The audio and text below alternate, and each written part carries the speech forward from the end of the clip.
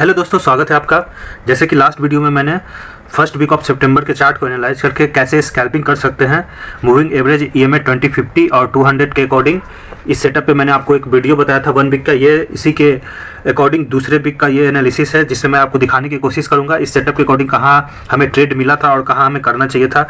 चूँकि ये निफ्टी के चार्ट में आप देख रहे होंगे 8 तारीख के बाद मंडे से, जो कि इस वीक की स्टार्टिंग हुई है, कहीं भी आपको 5 मिनट के टाइम फ्रेम पे निगेटिव डायरेक्शन नहीं मिला होगा। निगेटिव डायरेक्शन इट मीन्स कि कहीं भी चार्ट निगेटिव सेटअप बनाया नहीं है, मतलब 20, 50 और 200 बुलिश पैटर्न को ही फॉलो किया है। इस लास्ट डे जस्ट एक दिन पहले अगर हम चार्ट को देखें तो यहाँ मार्केट ने कुछ निगेटिविटी शो किया था, लेकिन 8 तारीख को ये बुलिश फॉर्म हो चुका था। तो हम 5 मिनट के अकॉर्डिंग कर सकते हैं, हमें बियरिश साइड को ट्रेड इनिशिएट नहीं करना था। अब करना था हमें कॉल के साइड यानी बुलिश साइड में। तो 1 मिनट का चार्ट लगाकर हम निफ्टी के चार्ट को एनालाइज करते हैं और दिखाने की कोशिश करेंगे कि आपको कहाँ ट्रेड इनिशिएट करना था। तो 1 मिनट चार्ट के अकॉर्डिंग अगर मैं 8 सितंबर के चार्ट को लगाता हूं और एनालाइज करता हूं, तो उससे पहले दोस्तों मैंने पिछले वीडियो में ये जब सेटअप बने उससे पहले मैंने आपको बता रखा है कि अगर चार्ट को हमें 8 को हमें अगर ट्रेड लेना है तो पहले 7 तारीख के 12-1 बजे के बाद के मोमेंटम को हम ट्रैक करेंगे। तो आप ये देख सकते हैं 7 तारीख का ट्रेड नीचे आया था, ऊपर से नीचे आया, सभी का स्टॉप लॉस लेकर फिर नीचे पुट साइड सेलिंग के साइड बैठाकर मार्केट ऊपर के साइड गया, यानी पुट्स को निकाल के कॉल वाले ही बैठे होंगे इसमें, और मार्केट ने यहीं कहीं क्लोजिंग दिया मार्केट ने। तो हमें पॉजिटिव होने के साथ ही, मतलब मार्केट गैप थोड़ा गैप अप ओपन होने के साथ ही 8 तारीख को अपने ट्रेड के अकॉर्डिंग आपको 2050 के ऊपर जस्ट इसने रेसिस्टेंस लेके ऊपर की तरफ ट्रेड आपको इनिशिएट करना चाहिए था, लॉन्ग साइड बनाना चाहिए था। आप देख सकते हो काफ़ी अच्छा ये यहाँ आपको लॉन्ग के साइड में ट्रेड मिला, और जस्ट मैंने जैसे कि बता रखा है 20 पॉइंट का स्टॉप लॉस लगाकर आप इजीली इंडेक्स पे 40 पॉइंट का आप इसमें टारगेट ले सकते हो। आप देख सकते हो इसका अगर 1 मिनट कैंडल का हाई तक भी अगर आप ट्रेड को टारगेट के लिए रखते तो भी आपका 58 पॉइंट इंडेक्स मिल रहा है, जो कि निफ्टी में एक बहुत अच्छा आपको मॉर्निंग के सेटअप के, इस सेटअप के अकॉर्डिंग मॉर्निंग में ही आपको ट्रेड मिल चुका था। चूंकि स्कैल्पिंग में हम 1-2 ट्रेड और करते हैं, तो हमें यह ध्यान रखना होता है कि हमें वेट करना होता है। ओवर ट्रेडिंग से बचने के लिए आपने सेटअप को बनने का हम वेट करते हैं। एक स्कैल्पिंग मेरा यहाँ पूरा हो चुका होता है, और दूसरा स्कैल्पिंग के लिए आपको वेट करना होता है कि जब इस बायर्स को निकाल दे और 200 का सपोर्ट लेके फिर से जब पॉजिटिव बने, तभी हमें दूसरा ट्रेड को इनिशिएट लेना होता है। तो दूसरा ट्रेड हमारा यहाँ इस, या तो आप 200 के ऊपर ले सकते थे।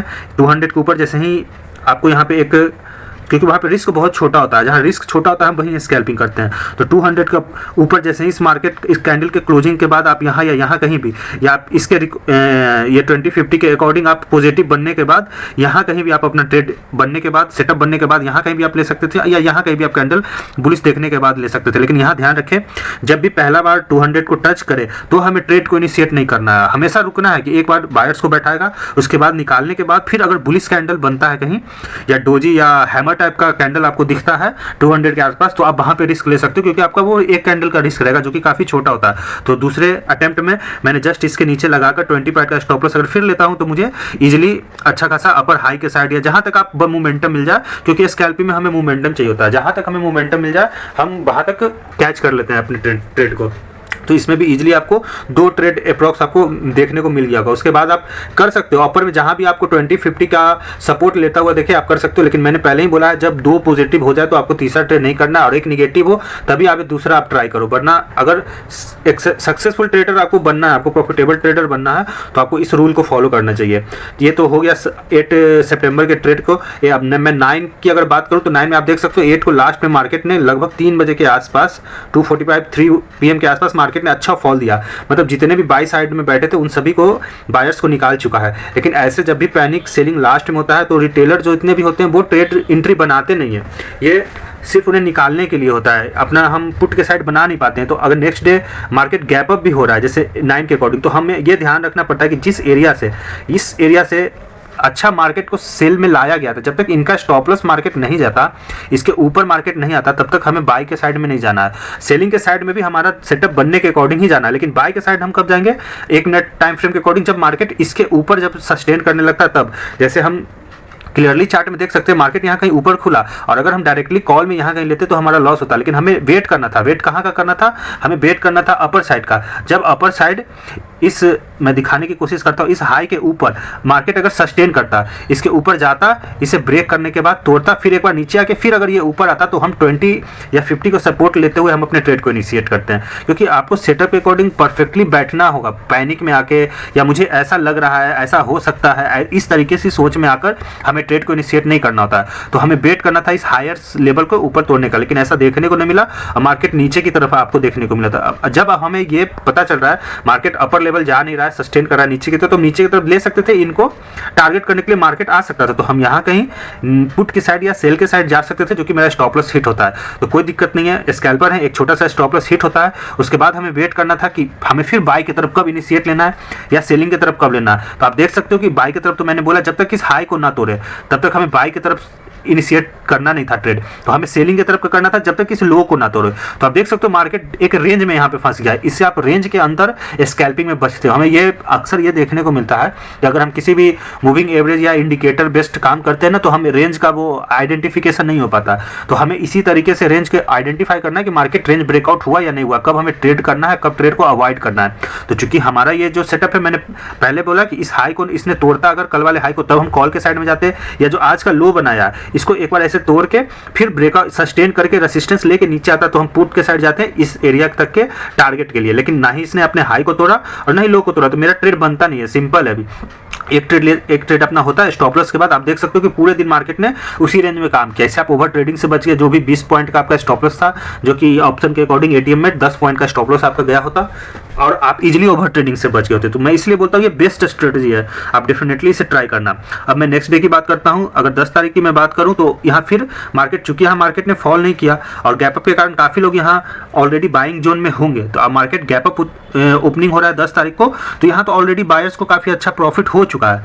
बायर्स को प्रॉफिट हो चुका है तो हमें सावधानी से ट्रेड लेना होता है, क्योंकि नीचे है, नीचे मार्केट सेलर्स को इतना नीचे मार्केट निकालने आता नहीं है और बायर्स के लिए भी डायरेक्टली मार्केट ऊपर जाता नहीं है। तो हमें अगर छोटा मोटा स्कैल्पिंग करना था तो फिर वैसे ही है कि इस कैंडल के मार्केट फर्स्ट कैंडल के देख सकते हो ऊपर भी गया मार्केट। अगर इसे नीचे आना होता तो जैसे ये रेड कैंडल के बनने के बाद ये डायरेक्टली नीचे आता और इसे लो को तोड़ता, तो हम सेल के तरफ मार्केट में एक पुट साइड का तरफ अपने ट्रेड को बना सकते थे। लेकिन मार्केट ने इस फर्स्ट कैंडल के हाई को तोड़ने के बाद इसको रिटेस्ट किया और रिटेस्ट करने के बाद यहीं सस्टेन किया, तो हम यहाँ रिस्क ले सकते हैं। सारा प्रोबेबिलिटी का गेम होता है दोस्त। तो आप लॉन्ग के साइड में यहाँ कहीं 20 के पास आप रिस्क ले सकते थे एक ट्रेड का। तो इसमें भी आपको ज़्यादा पॉइंट देखने को तो नहीं मिलेगा, लेकिन 40 पॉइंट के अप्रोक्स, 35-40 पॉइंट के अप्रोक्स आपको इसमें भी देखने को मिल गया। तो छोटा मोटा एक यहाँ भी पॉइंट आपको मिल जाता है, क्योंकि हमें यहाँ मालूम होता है ना कि मेरा स्टॉप लॉस कम है। इस एरिया में अगर हम अपने ट्रेड को इनिशिएट करें तो हमें ये पता होता है मेरा स्टॉप लॉस बस इसके नीचे अगर आता है तो हमें निकल जाना है।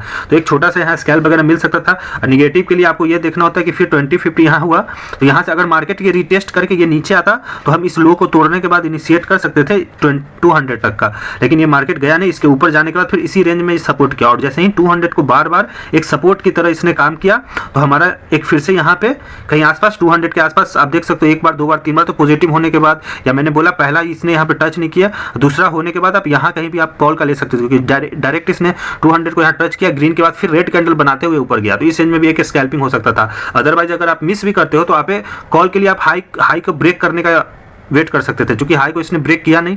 उसके बाद निगेटिव कैंडल यहाँ बनाया, तो निगेटिव में आप लेते तो यहाँ भी एक छोटा मोटा स्कैल्प देखने को मिलता। अगर आप होल्ड करते तो अच्छा फॉल इस एरिया में आपको देखने को मिल जाता। तो ओवरऑल ये पॉजिटिव या निगेटिव हो सकता था। अगर आपने यहाँ स्टार्टिंग में ले लिया तो पॉजिटिव था। अगर आपने यहाँ फिर वेट किया होगा, इसको हाई को तोड़ने का वेट किया होगा कि हाई टूटने पर और उसके अकॉर्डिंग मैं सेटअप बनने पर अगर मैं कॉल के साइड में जाता हूँ तो आप ट्रेड नहीं लिए होंगे, शायद वेट करना पड़ा होगा आपको। अब लो को भी इसने, जैसे ये 1 मिनट के लो को इसने नहीं तोड़ा, यहाँ कहीं तोड़ के सेटअप यहाँ कहीं बनाया।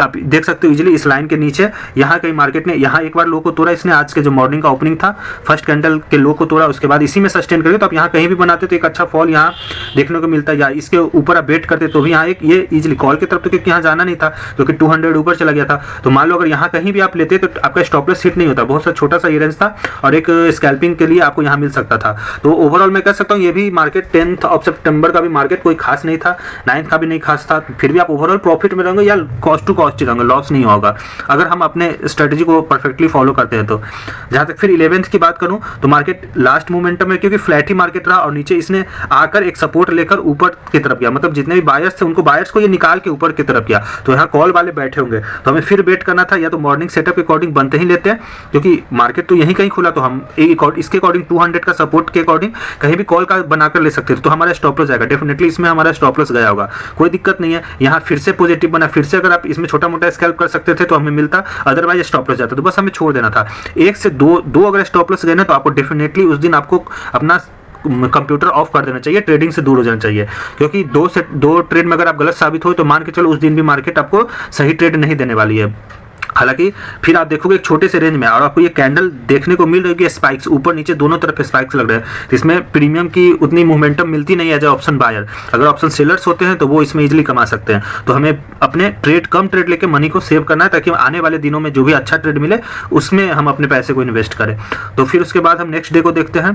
तो 12th को आप देखोगे तो यहाँ फिर वही है कि बायर सब है, ऊपर हुआ मार्केट सस्टेन किया, फिर 20 के आसपास कहीं भी आया मार्केट तो आप यहाँ पे कॉल साइड लेते हैं, आपको 40 पॉइंट इजीली देखने को मिल जाता है किसी भी रेंज में। अगर लॉन्ग साइड का पोजीशन फर्स्ट कैंडल के देख रहे हो सपोर्ट लेकर ऊपर गया होगा तो 20 पॉइंट का डेफिनेटली इसने स्टॉप लॉस नहीं लगाया होगा और आपको 40 के अप्रॉक्स आपको ऊपर ही फर्स्ट कैंडल के हाई के आसपास ही थोड़ा सा अगर आप सस्टेन करते रखते तो अच्छा खासा प्रॉफिट ऊपर की तरफ गया है। 80 पॉइंट के अप्रॉक्स में आपका ये हाई कैंडल खींचा है तो आप इजीली यहाँ प्रॉफिट बना सकते थे। उसके बाद फिर मार्केट वैसे ही देख रहे हैं कि एक रेंज में ही मार्केट ने क्लोजिंग दिया है। यहाँ बायर्स सेलर्स दोनों यहाँ क्योंकि अपर लेवल पे गया होगा तो मार्केट 25,140 के ऊपर आसपास यहाँ से रेसिस्टेंस लिया, चूंकि ऊपर से 25-150 के आसपास सेलर्स लोग हैवी एक्टिव हो जाते हैं तो मार्केट ऊपर नीचे अभी कर ही रहा है एक रेंज में ही ओवरऑल। लेकिन मैंने जैसे कि आपको बोला कि 5 मिनट के टाइम फ्रेम में आप चार्ट देखोगे तो पूरे वीक मार्केट पॉजिटिव रहा, तो हमें अभी निगेटिव के साइड सोचना नहीं है, हमें जब भी अपॉर्चुनिटी मिले पॉजिटिव के साइड ही ट्रेड को इनिशिएट करना है।